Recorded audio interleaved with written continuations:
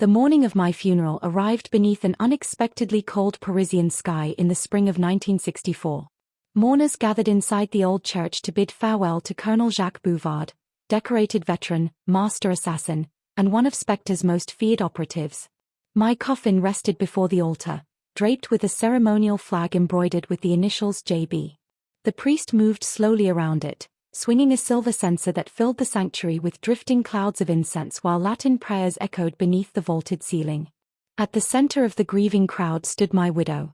At least, that was what everyone believed. Wrapped in a luxurious black coat trimmed with fur, her face hidden behind a delicate mourning veil, she appeared every inch the bereaved aristocrat. Elegant gloves covered her hands, and the sharp click of expensive heels accompanied her measured steps as the service ended. Once the final blessing had been spoken, she was escorted to a waiting limousine. That widow was me. My death had been staged with meticulous care. Colonel Jacques Bouvard was officially dead, erased from the world. As I slipped into the rear seat of the limousine, carefully gathering the folds of my dress, I allowed myself a moment of satisfaction. My silk-clad legs crossed elegantly as Marcel, my trusted chauffeur, pulled away from the church. The deception had succeeded. Soon extensive reconstructive surgery would permanently alter my appearance. When it was finished, Jacques Bouvard would cease to exist entirely. In his place would remain Madame Bouvard, a wealthy widow living quietly beyond suspicion. The funeral had not drawn a large crowd, but those who mattered had attended.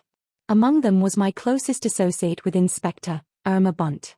Friendship was rare in an organization built on ambition and betrayal, yet somehow Irma and I had developed one. She lacked conventional beauty, but possessed a formidable mind. While Blofeld crafted grand schemes, Irma ensured every moving piece functioned perfectly. Without her, Spectre would have collapsed under its own complexity. Back at my estate, the butler greeted us at the entrance. I ascended the marble staircase, removing my gloves as I climbed. The rhythmic sound of my heels echoed through the mansion.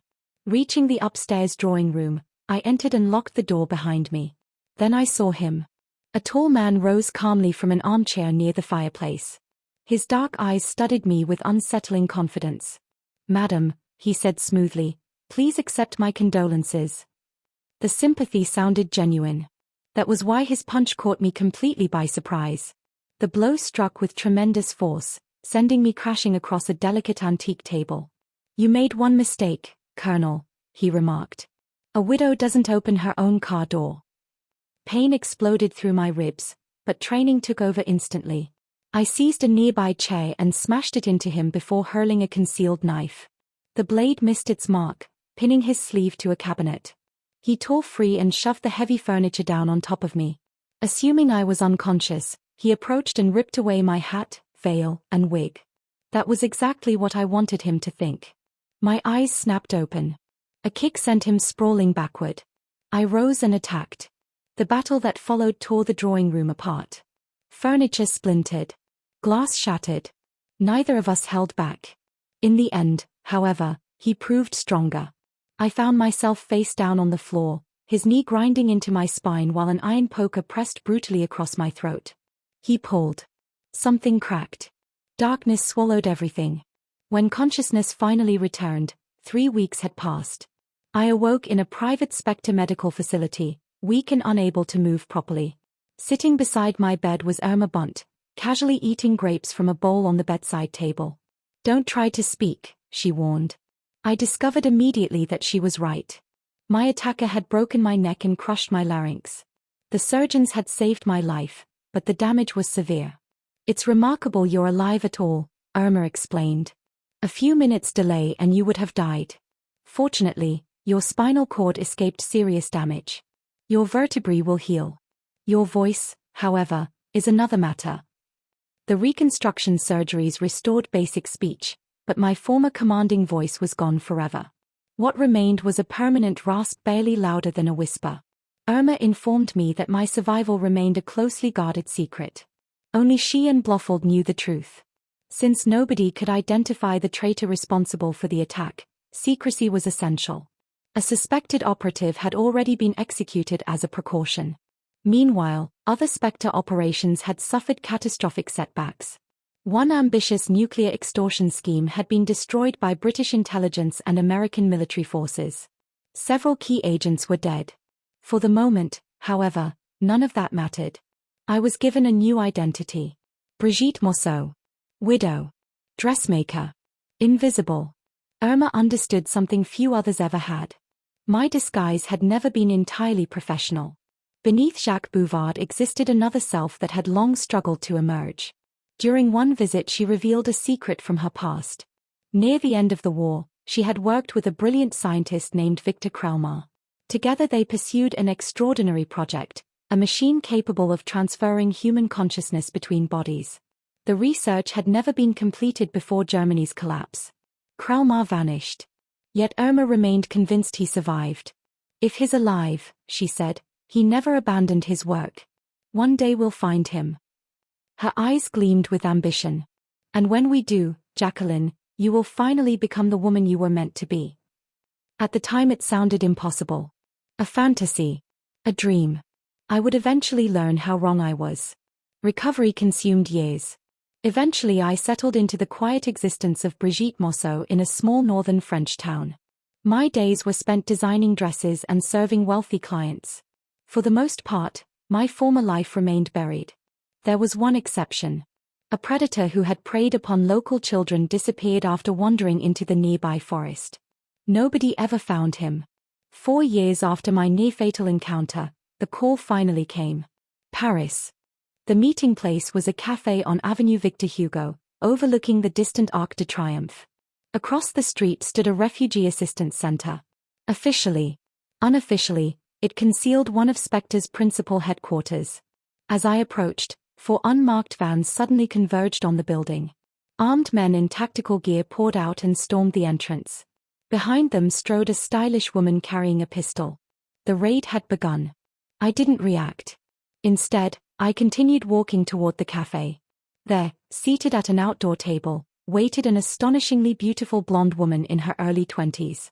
Her blue eyes watched the operation unfold while cigarette smoke curled lazily into the afternoon air. A worn copy of Paris Match rested beside her wine bottle and 3 empty glasses, the recognition signal arranged for our meeting. As I approached, she smiled. "Jacqueline," she said warmly in a German accent. "It's wonderful to see you again." She brushed a lock of hair behind one ear, revealing a ring engraved with Spectre's insignia. I took the seat opposite her. "You know me," I replied, my damaged voice rough and low. "But I don't believe we've met." The smile widened. "Lena Ritter," she said. The blonde woman lifted her wine glass and studied me over its rim. "You still don't believe me," she said. "I believe what I can verify." A faint smile touched her lips. "Then verify it." For the next 10 minutes I questioned her relentlessly. Names. Dates. Operations buried beneath decades of secrecy. Details that only one person could possibly know. Each answer arrived without hesitation. By the end, I felt the ground shifting beneath my feet. The woman sitting across from me wore the face of a young socialite, but the mind behind those blue eyes belonged to someone else entirely. Someone I had known for years. The realization left me silent. Traffic rolled along the avenue. Across the street, intelligence officers streamed in and out of a building that only hours earlier had served as a covert command center. The organization we had once feared and served was being dismantled in real time. My companion seemed almost amused by the spectacle. "Empires die," she said. "The clever ones leave before the collapse. And that's what you're doing." "No. I'm building something better." She leaned forward. The confidence in her voice was impossible to miss. The old network was obsessed with power. Power attracts attention. Attention attracts enemies. This time we'll be invisible. I glanced toward the operation across the street. By destroying everything first. By removing anything that can be traced back to us. A waiter arrived with fresh glasses. Neither of us touched them. The city moved around us, unaware that 2 people were discussing the fate of a criminal empire less than 50 meters away. "Why tell me any of this?" I asked. "Because I need people I can trust." I laughed quietly. Trust? That's an unusual word coming from someone in our profession. Perhaps. Her smile widened. But survival requires allies. For a moment neither of us spoke. Then she slid a thin folder across the table. Inside were photographs, financial records, coded communications, and names I recognized immediately. A roadmap. Not to the past. To the future. Study it, she said. Memorize every page. And after that. She stood, gathering her coat. After that, your life changes. The confidence with which she said it unsettled me. Yet as I watched the last officers emerge from the raided headquarters across the street, I realized something. The world I had known was already gone. Whatever came next had already begun.